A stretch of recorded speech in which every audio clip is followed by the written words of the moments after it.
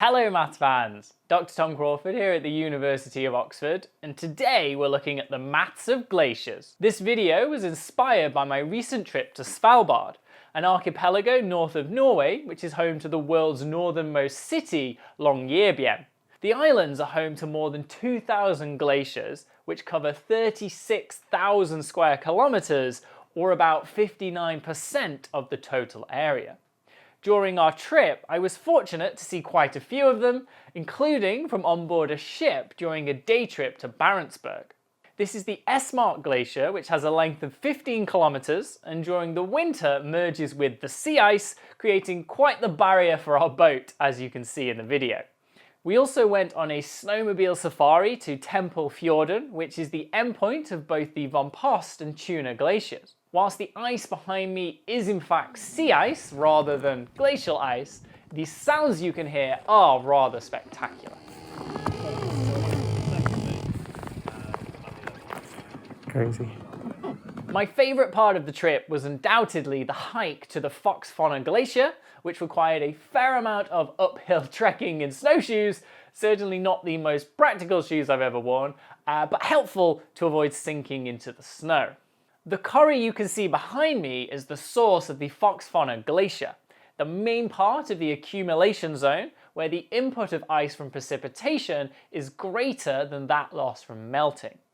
As you move further down the glacier, the amount of ablation increases as more ice is lost to the surroundings, eventually leading to the glacier terminus or the snout. So, how do we model the flow of ice through a glacier? It's time to do some maths. As with most mathematical models, we begin with a diagram. We're going to assume a 2D setup where we have a bed, which doesn't necessarily have to be flat, and this is made of rock, and I'm going to call this direction Z, this direction X. So the 2D relates to the depth of the glacier, which is going to be in the Z direction, the vertical direction, and the flow of the glacier is going to be in the X direction. And for those of you that are interested, this is the main difference between a glacier and an ice sheet. An ice sheet is spreading out in all directions from some kind of central point, like a radial spread of ice, whereas a glacier has a clear direction of flow. So we will have ice in here, and that would, for example, be our glacier. We say that it has a height, h, which is a function of position and time. So it might change as we move down the glacier, and it will change over time.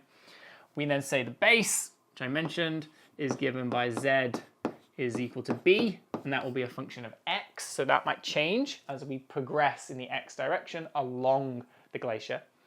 And then we have the surface, which is given by z is equal to s for surface, and this will change again in position x as we move along, but also in time as ice is accumulated and ablated. So this is the general setup of the 2D model, but for a one-dimensional flowing glacier. Our first step is to consider a small segment of the glacier between 2 points. So for example, maybe I have a point here at some position x and a point a little bit further away at x plus h. And what we want to look at is within this small piece of the glacier, we want to think about how the volume is changing over time. So, if I'm to draw a diagram down here, we have some kind of surface between our 2 points. We have a base here. This is going to be at x. This edge is at x plus h. The glacier has a height given as a function of x and t, so the height might change as we move along our small piece or small segment. And we also will have a flux in, let's call this q, at the position xt. So that is the flux in of ice from above pushing down. And then there'll also be a flux out, draw that up here, out. And so that will be the flux q, but now at a different position. So the flux at x plus h. So again, we have a small piece of glacier between two positions, x and x plus h, which is a small distance further along than x. And we have a flux of ice in, a flux of ice out, and then we have a changing height through that segment. So if we are to think about the volume, think about the conservation element of what's happening, then what we've got is the following. We can say the time rate of change of the volume, time rate of change of volume of ice is equal to the flux in minus the flux out, because that is of course taking away from the volume of ice. And then one final thing which I haven't added to the diagram, but is kind of implicit in this entire model, entire setup, is the accumulation of ice. So there will be some accumulation of ice from precipitation, snow, hail, and the like. So there will also be plus the accumulation. Now, we have the diagram, we have the words, we need the equations. So what's going on? We want to consider the time rate of change. So that's a time derivative of the volume. So the volume is the integral from x to x plus h along the x-axis, and then we're integrating the height, which can change. So we're integrating h from x and t, and we're integrating with respect to x. So that will give us the volume of this piece, the area under the curve, if you will. Then that's equal to the flux in. So that is q at the position x and t, minus the flux out, which is q at x plus h and t, and then plus the accumulation. So that's the integral from x to x plus h of the accumulation, let's call it a, of x and t dx. So again, just transforming the words into mathematics, into symbols. H is the height, q is the flux, and a is the accumulation of ice from precipitation. Now, for those of you that have seen this kind of derivation before, and I actually covered this in an earlier video as part of the Oxford Calculus series, where I derived the heat equation, so some of you may recognize it from there. There is a really nice little trick that we're going to use. And it might feel like a trick if you've never seen it, but it is based on the fundamental theorem of calculus, is ultimately what we want to use here. So the steps are as follows. The first thing we do is we can actually take this derivative inside the integral, because we have constant limits, which depend on x only. We're taking a full time derivative, and so when you take a full derivative inside an integral, it's called Leibniz rule, and it tells you get a partial derivative inside the integral. So doing that, so applying Leibniz rule, so by Leibniz rule, we can say that the left-hand side part, we now have integral from x to x plus h of dh by dt dx. Now, on the right-hand side, and this is the clever part, the trick, if you will, what we want to do here is look at what we have and think about, does it look like something, some kind of derivative? Very big clue. So we've got a function, q at x plus h, the same function at x. So if I were to kind of put a minus here, put a minus and a plus, then I've now got q at x plus h minus q at x. So if I were to also divide by h down here, but then of course I have to do that everywhere else to make sure the equation remains balanced. But if we just go with this for a moment, this thing now begins to look very close to a derivative. And that's basically what it's going to be, because what we want to do now is take the limit, again for the whole equation, as h goes to 0. So if I now take the limit as h goes to 0 of this term, this turns into the first principle definition of the partial dq by dx with the negative sign outside. So what did we do? We divided by h, let's remember to do that. And then we're going to take the limit as h goes to 0. So, let's put that in a bracket. And then that's equal to, so now again, dividing by h, taking the limit, this is exactly the definition of dq by dx with a minus sign. And then we've got to take the limit here. So plus limit h goes to 0, 1 over h of the integral of x plus h of a x and t dx. So we're now at this stage, and that was the trick that I was talking about. We kind of divide by h, take the limit. Now if you go back to where we introduced h, where did h come from, to see why this makes sense.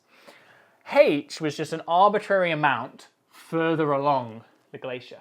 So it was to allow us to consider a small piece of glacier to then consider the mass balance of that small piece. But really, we want to know what's happening at a specific point. H is arbitrary. So what we want to do is take h to 0 anyway. But rather than just focusing on a single point where we can't really think about things in this continuous nature, we consider a little bit further away, basically how you do calculus. Consider something a little bit further away and take the limit as you move back towards the point, the instantaneous derivative or the instantaneous force or mass balance. So that gives us this. That's why we did the whole h taking the limit thing. It gives us this lovely partial derivative on the flux, the q. Now what happens to these other two terms? Now this is very explicitly the fundamental theorem of calculus. We are going to integrate something over an interval of length h, divide by h itself, and then take the limit as h goes to 0. So it sort of hopefully makes sense that you just end up with the thing inside the integral. This whole process kind of cancels out the integration. So just like here, we consider it at over an interval of size h, divide by the integral length. That's literally how we define a derivative. That's sort of what we're doing here, and that's literally what the fundamental theorem of calculus states. So, by the FTC, by the fundamental theorem of calculus, this cancels out. And we're left with dh by dt on the left, evaluated at this arbitrary point x, because it just goes to be at that lower limit, is equal to minus dq by dx, and they should have said that was evaluated at an arbitrary point x, because of course that's what we're doing here. And then same, this one is then going to be plus a evaluated at the arbitrary point x. So we can tidy this up a little bit and we will get our conservation law. So our conservation law for the glacier tells us the following. dh by dt, and at this point I'll just add, I'm going to just ignore the x because x is arbitrary. It could have been any point along the glacier. So dh by dt plus dq by dx, bringing that over, is equal to the accumulation x and t. So this is going to be our equation, our first of many equations to do with the maths of glaciers. And this tells us that the time rate of change of the height, so how the glacier is growing or shrinking in the vertical direction, the time rate of change of the height plus the spatial rate of change of the flux is balanced perfectly by the accumulation of ice from precipitation. Now there are two additional pieces of information or additional equations that we can write down relevant and related to the conservation law. So the first is the height, h of xt, is going to just be, I've shown in the diagram, the surface minus the base. And later on we will use a simple linear model for the base as though it's a straight line. But for now, we can say the height is the surface minus the base. And then the flux q, which we're going to define in terms of the velocity of the glacier. So q of x and t is the integral from the base to the height of the velocity, where we now integrate in the z direction. So u is the glacial velocity, how fast this is moving down the mountain slope, and then we integrate that over the base to the height, and that will give us the flux through a slice of the glacier. So what this all means, putting everything together so far, is we have a conservation law, which came from thinking about the volume and thinking about a piece of the glacier and how that's fluxing in and fluxing out with the ice. Plus, of course, the accumulation.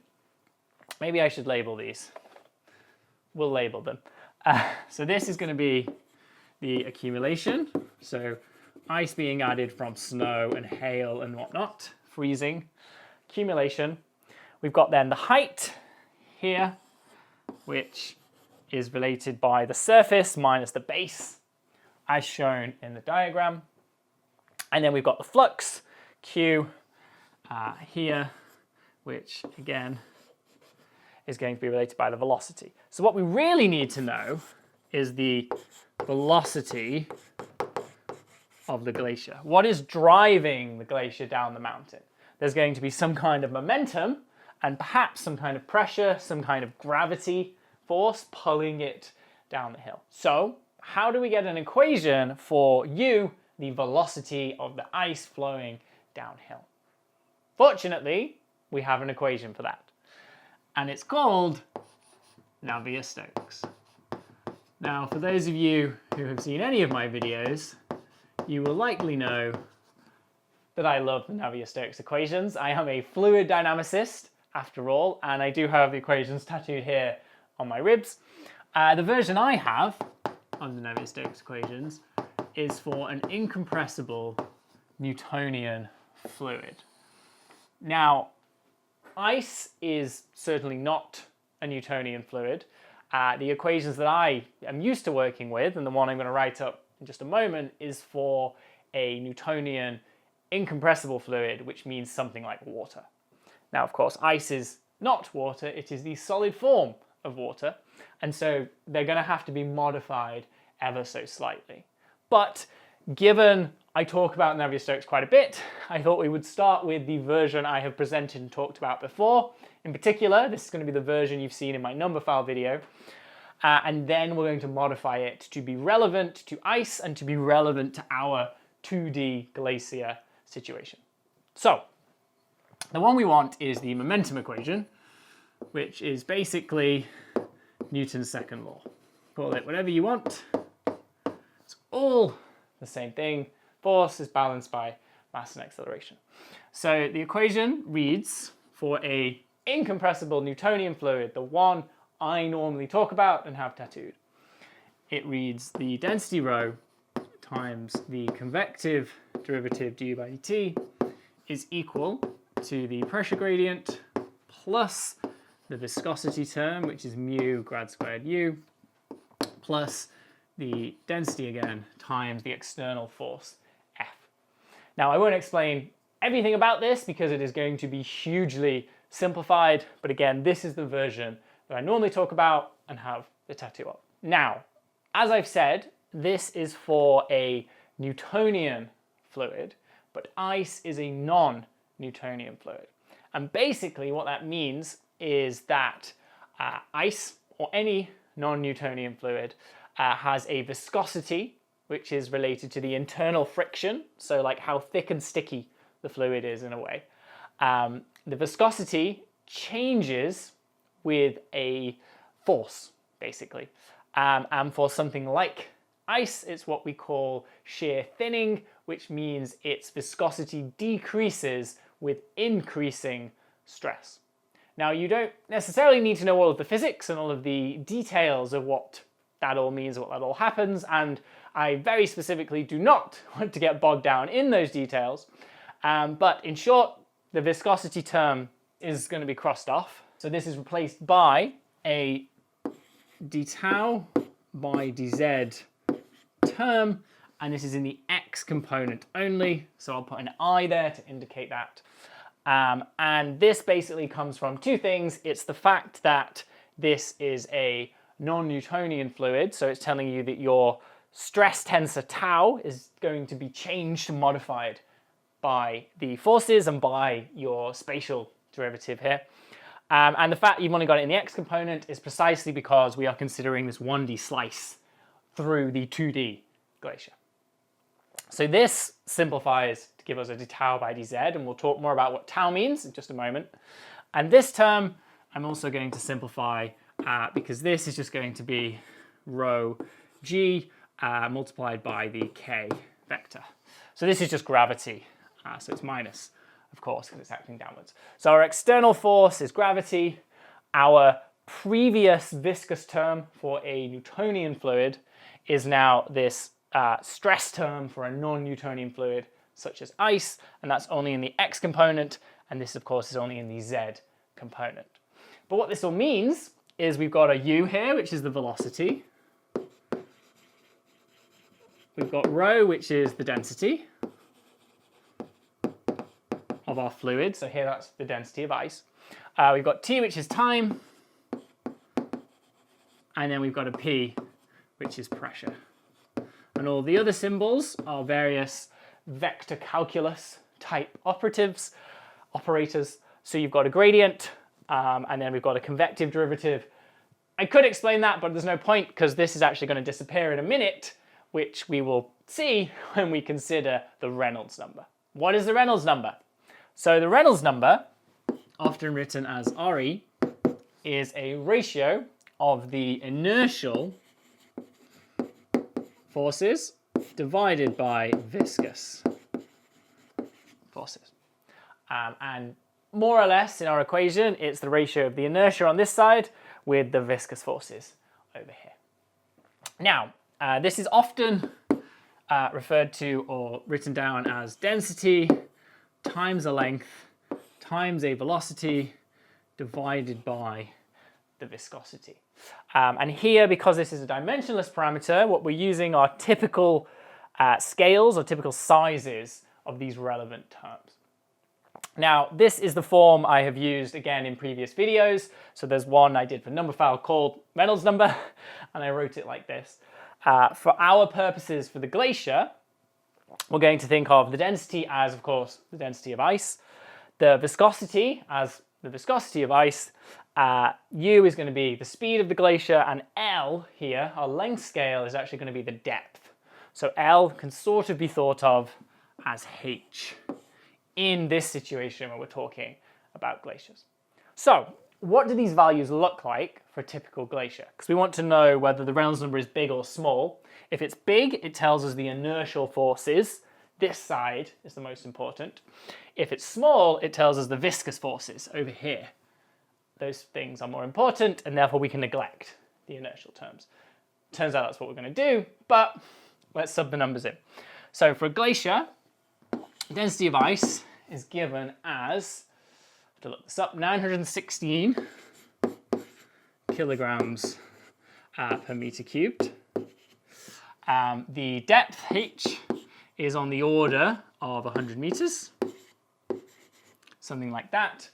The viscosity, mu, that kind of looks like 10 to the 12 Pascal seconds. And finally, the velocity. So you could say, how far does a glacier move in a year? Not that far. It's about 30 meters per year. And in meters per second, it's going to be pretty small, 10 to the minus 6 meters per second. So substituting in these values to the Reynolds number, what you're going to get is that this is approximately 10 to the minus 13. So very, very small.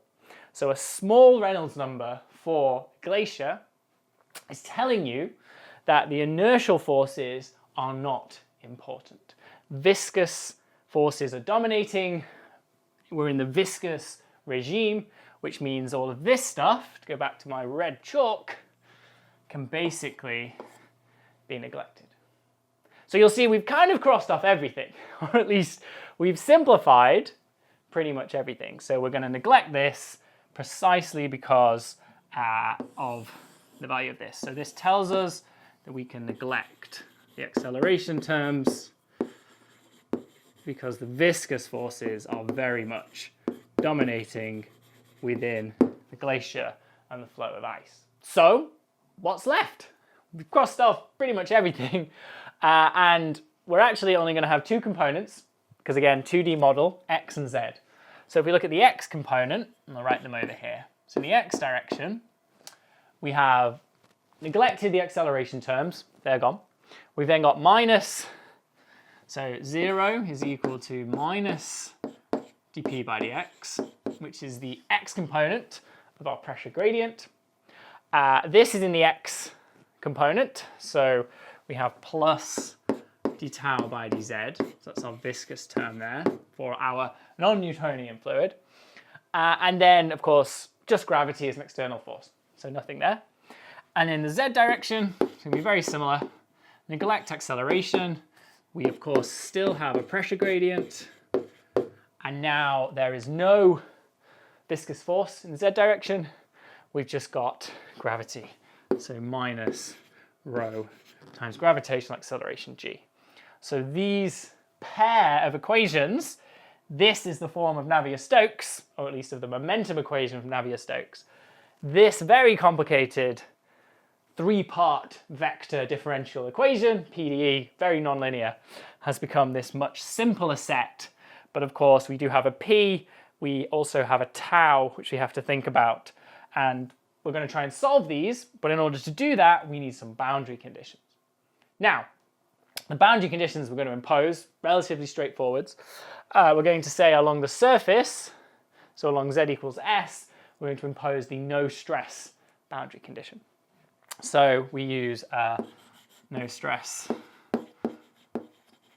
boundary condition, which basically means that on the surface, on z equals s of x and t, we say we want the stress tau, or the stress tensor tau to be 0, and we want p to be 0. So we can now integrate the second one. Let's use a different color. So do green.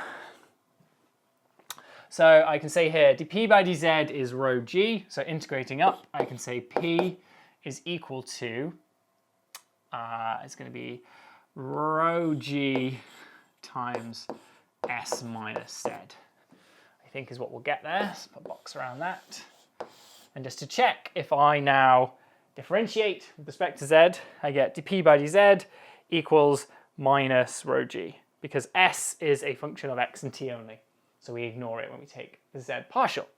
So that's going to be my pressure. So basically hydrostatic pressure, again, for those of you who've done any fluid mechanics or geophysics before, that gives us hydrostatic pressure in the ice. Pressure varies with depth. And then given this, we can sub into here. And now we can work out what minus dp by dx looks like. I'm kind of running out of space, so let's try and throw it over here. So I'm going to get dp by dx equals d tau by dz.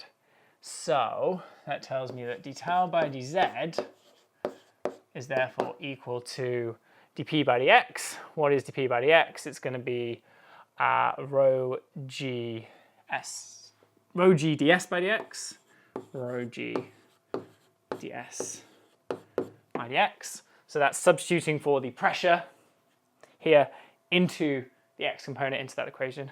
We get this one over here. Now we need to integrate and use the final, so we've used that one. So we need to use this one of the no stress boundary condition. So if we integrate up, I'm going to get tau is equal to, like so. So all I've done, just to go over that, is you take this, we've substituted in for p into this equation, and then we just integrate with respect to z. This is all constant with respect to z, so you just get a z term plus constant, and you just do the z minus s term on the end. So that gives me this for the pressure. So then we've now got this one, which I'll put a red box around, because this is the one we wanted. This is the important equation. This is telling us now our stress in terms of our height z and in terms of the slope ds by dx. So now we've used the Navier-Stokes equations to do a force balance. We've arrived at an equation for the stress, tau, given in terms of the slope and the height of the glacier. But if you remember, I said we wanted an equation for the velocity u. And what we've ended up with is an equation for the stress tau. And u was clearly present in the force balance in Navier-Stokes, but it came in under the inertial terms. And we saw that those are actually neglected because we are clearly in the viscous regime here. However, there is one final piece of physics, one final law of the universe, let's say, which we are going to use, which actually relates tau back to u, the velocity, which then allows us to sub in to get q, to sub in here, to get our final governing equation, which is the ultimate aim, to get the governing equation for ice flow through a glacier. So what we need is Glen's flow law. And as I mentioned, this relates the velocity, or specifically the velocity gradient, du by dz, to the stress. So it says that this is equal to the number 2 multiplied by a, where here a is the temperature dependent rate factor, but we're going to assume it to be constant, although in practice it will vary with temperature. We're going to take it as a constant, and then we have the stress, tau to the power n. N is deduced from the properties of the non-Newtonian fluid, so again we treat n as a constant, and it does not have to be an integer. So we have Glen's flow law, which now gives us a relationship between the stress tau and the velocity u.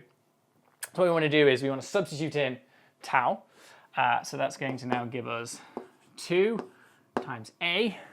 We've then got rho g power n. We're going to leave the minus ds by dx. You'll notice I put the minus sign back in, as is convention, and just swapped the order of those two. And then we've got s minus z to the n. So that tells us what du by dz is equal to. So now what we want to do, of course, is integrate. So we apply a boundary condition. The boundary condition here is that there is no slip. So that simply means that u should be 0 when z is equal to b. So along the base, as our glacier is moving, the ice itself has to have 0 velocity on the base because it's attached to the base, and therefore the base itself isn't moving, and so by like continuity of the velocity, the ice has to have 0 velocity right next to the base. So that's called a no-slip boundary condition. So now we integrate, and so that will tell us, integrating with respect to z, we're going to get 2a rho g to the n. So that's all the constants. And we're going to get rid of these with a non-dimensionalization in a moment, but for now, bear with. Minus, so that's doesn't depend on z, so that's easy, doesn't change. Just still have that, because s is a function of x and t. Now, we need to increase the power by 1, so that's going to be s minus z. There might be some other terms in here, so just bear with it for a moment. Increase the power by 1, divide by the new power, so we'll put that over here, so divide by the n plus 1. And then, of course, the chain rule says we need a minus from the z. So let's just put the minus here, but maybe it'll get absorbed somewhere in a moment. Now, we need to impose this condition. So u has to be 0 when z is equal to b. So if I were to sub in z equals b, what we're going to get here is s minus b. However, over here in our diagram, and going right back to the beginning, we said the height was s minus b. So when I sub that in, I've got h here. So what I actually need is this whole thing to the n plus 1, and then you're going to need to minus a h to the n plus 1. So I think there's kind of this extra term here on the end. So I don't need anything in this bracket. I left that space in case I did. But I think I can just put that outside, because now when I sub in z equals b, this is s minus b, which is h to the n plus 1 minus h to the n plus 1. The whole thing disappears. So now we have this rather messy equation for the velocity. But remember, we want to take this and substitute down here to to get our equation for Q, because then Q goes in here, then we have our governing equation. So we need to sub this in. So we can say now Q is equal to, and let's group together some constants. So what I'm going to do is I'm going to take that minus, it's actually going to go in here. That was a minus, that was a plus, so I don't forget it. So Q equals, we've got 2a, got rho g to the n. I'm going to take the n plus 1 and keep it over there, see why in a moment. We then got the minus ds by dx turned to the n, don't really care about that. And then we've got the integral now from b to s, and then we need to integrate u. So the term that's left is this one in the square bracket.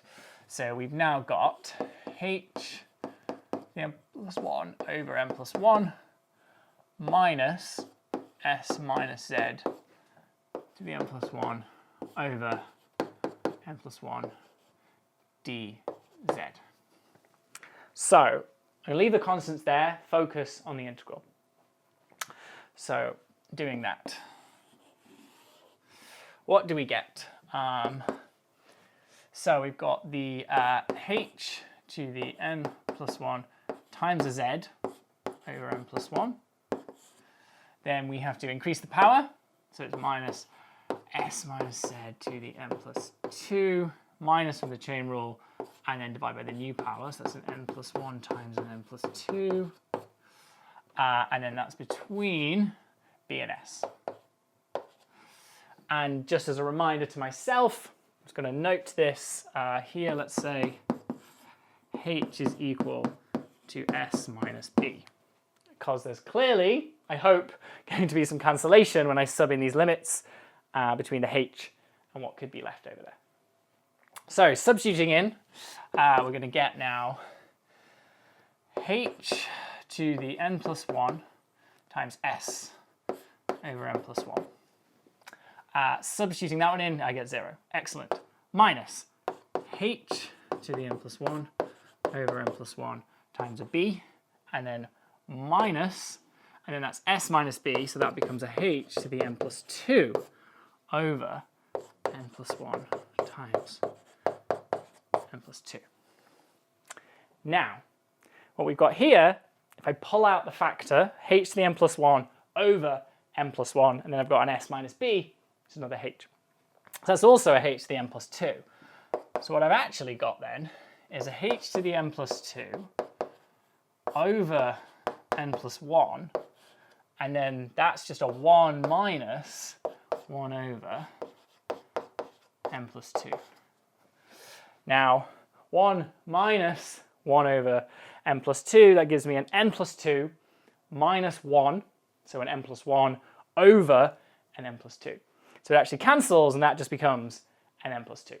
So, putting it all together, I can conclude that Q is now equal to 2a rho g to the n minus ds by dx to the n, and then the integral, which is massively simplified to be h to the n plus 2 divided by n plus 2. So this is what we get having used that equation and that equation. So we took the stress, which we got from Navier-Stokes, this one, went into Glen's flow law. We integrated up using a no-slip boundary condition, then got the equation for U, substituted that into the flux as an integral, integrated up, and got this final form here of Q. So now all that's left is to take this version of Q, this flux, and substitute it back into our governing equation. Now, whilst we could substitute Q into that equation exactly as it is, that would give us a general governing equation. The sort of convention, in fact, is to first simplify this term, the slope of the slope, ds by dx. So what we do is we consider, or we approximate, the bed slope. So we approximate the bed as linear. So what that's going to mean is over here. I almost kind of drew it linear anyway. We're going to say that the gradient dB by dx is approximately minus the tangent of theta. So if you prefer to think of things visually, you've got an angle theta, you've got sort of the slope here. This would be your dB by dx, approximating it as linear. And so tan theta would, of course, be the opposite over the adjacent, which would be an approximation of the gradient rise over run. So we use this because what it does is it allows us to replace this s with a h. Because remember, we know that h is equal to s minus b. So therefore, dh by dx plus dB by dx equals ds by dx. Now, if dB by dx is minus tan of theta, in fact, we want minuses here, don't we? Because we have a minus ds by dx in our diagram, equation. So we can say now minus dB by dx is tan theta. So we get that tan theta minus dh by dx is actually going to be minus ds by dx. So this can now go into here in the form of q, and then we take that and substitute it up here. So we get from star dh by dt plus d by dx of q. Now q is all of this. So q is 2a rho g to the n. We've then got the minus ds by dx, but that's this. So that's the tan theta minus dh by dx to the n times h to the n plus 2, all divided by n plus 2. And that is all equal to the accumulation a of xt. Now, as I mentioned earlier, there are a lot of constants floating around. We've got this temperature-dependent rate constant, which we've assumed is a constant. We've got density, gravity, we've got this to the power n, we've got a tan theta, lots of things floating around. And as we do with pretty much any mathematical model, what we're going to do as like a final, well, almost final step, don't want to get ahead of myself, is to non-dimensionalize. So again, I don't want to spend too much time going through the details. In fact, I will not go through the details, but basically you rescale all of your variables with their typical sizes, and what that does is it removes all of these constants. So when you do that, when you non-dimensionalize, which again, you will do for any mathematical model, what we end up with is dh by dt plus d by dx, and this is where the simplification happens. Inside the bracket, we now just have 1 minus mu times dh by dx, that's to the power n, multiplied by h to the n plus 2 divided by n plus 2, and that is equal to a of x and t. So the non-dimensionalization has basically gotten rid of all of these constants. They've all been grouped together into this term mu. Now, what is mu? So this term mu is given by cot of theta, because we've of course divided through by the tan theta. So you've got a cot of theta term multiplied by the typical size of the depth, so the size of h, divided by the size of x, which I'm calling L. So basically, mu is cot of theta, where theta is the angle. Sort of think of it here, this is theta, it's like the angle of the linear approximation of the bed slope, multiplied by the typical depth of the glacier, divided by the typical length of the glacier. Now, for a typical glacier, What do these look like? Well, tan of theta is about 0.1. So that, of course, means cot is 10. H, the depth, we've seen this before. So this is around 200 meters or so. And the length L, well, that is actually about 10 to the 4 meters. So substituting these values in, we see that mu is approximately 1/5. So mu is small. Because it's dimensionless, we can argue that this is sufficiently close to 0 that we basically ignore the mu term. So, as we've done many times before, we're going to neglect this term, neglect as small, since small. And again, because it's approximately 1/5 for typical glacier values. So, the final form of the equation, and I've kind of run out of space to fit this in. Let's make some space. It's going to go at the top of the board. Sorry, Glen, your flow law has been replaced by something more important. Our final equation for the dynamics of a glacier, our governing equation, is going to be the time rate of change of the depth, dh by dt, plus we've got a d by dx of h to the n plus 2 divided by n plus 2. So of course I can differentiate that, bring down the power, get a h to the n plus 1 and a dh by dx term. So it's that plus h to the n plus 1 times h by dx equals a. So that right there is our governing equation.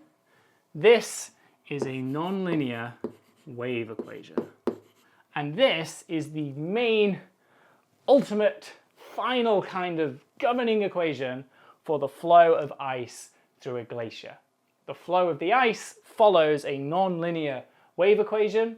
This can be solved using the method of characteristics and something called a characteristic diagram. I teach this to my second years, so if you're doing maths at university, I imagine you would come across this. Again, not going to go into that. That's in a whole other video, probably a whole other series on how to solve PDEs of that type. But you can solve this using the method of characteristics, and this actually gives rise to what we call shocks. Now, I will show you some of these on screen, some simulations and some diagrams of the solutions, because it's really nice to see the shape that they have, because, at least to me, it looks exactly like I would imagine the ice flow would look like as a glacier progresses down the mountain. So there you have it, a full mathematical model for the flow of ice in a glacier derived from first principles with a little help from the Navier-Stokes equations. Whilst you don't need to know the maths to appreciate the beauty of the natural world, I find it does add a new layer of appreciation for the complexity and intricate detail of life on our planet. And as our mathematical journey comes to an end, I thought I would share with you a final piece of footage from the end of my journey back from the Fox Glacier, which shows us passing the Kjell Henriksen Observatory, where the northern lights are studied, as well as the IceCat radar station, which is used to research space weather. Svalbard is not only home to the incredible glaciers that we've been discussing in the video, it's also a major centre for scientific, and therefore mathematical, research. Thank you everyone for watching. Please do remember to subscribe to the channel if you've enjoyed this video, and I'll be back very soon with some more maths fun. Take care.